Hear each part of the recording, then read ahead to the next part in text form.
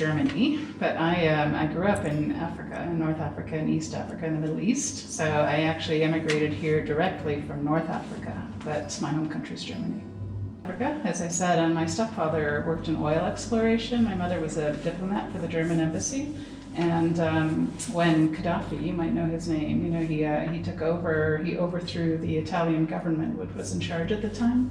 And so Gaddafi ordered all expatriates, people who weren't from Libya, you know, to leave within 2 weeks, or otherwise he would start shooting them. So everybody left right away.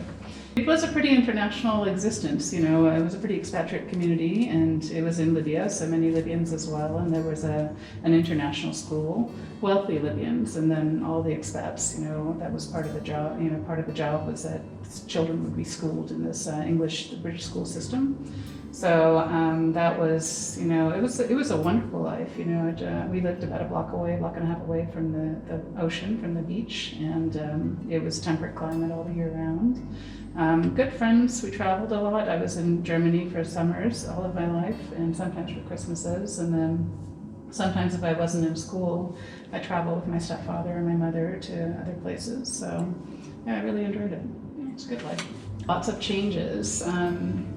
I had the big cultural thing, I think, was that you know, it was a much more homogenous culture. You know, people were much more like each other, and there weren't a lot of, and even though there would be differences between people, like in terms of age or in terms of gender, in terms of nationality or race or something like that, you know, people would stay within their groups, right? And so the idea that people were so separate was unusual to me because, you know, we had no choice. There weren't a lot of people like us, you know, even if we wanted to. So it was unusual to me that it was so separate.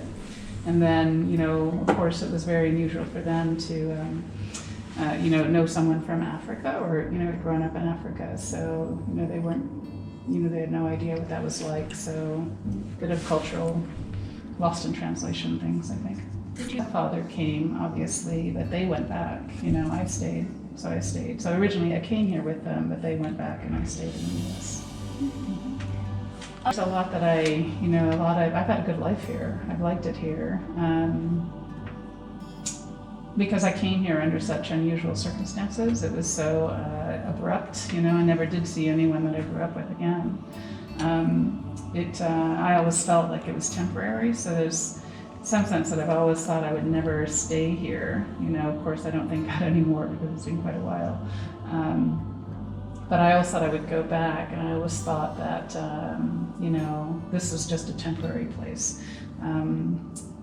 I also think I didn't have as many career options, you know, and that was partly my fault. It was not so much about being here in America, but I just kept going in school, you know, until I, you know, got my PhD. And then by that time I realized I'd painted myself into a corner in terms of careers, and it doesn't translate well what I do to other countries. So I regret that a bit, but I don't think that's specific to America.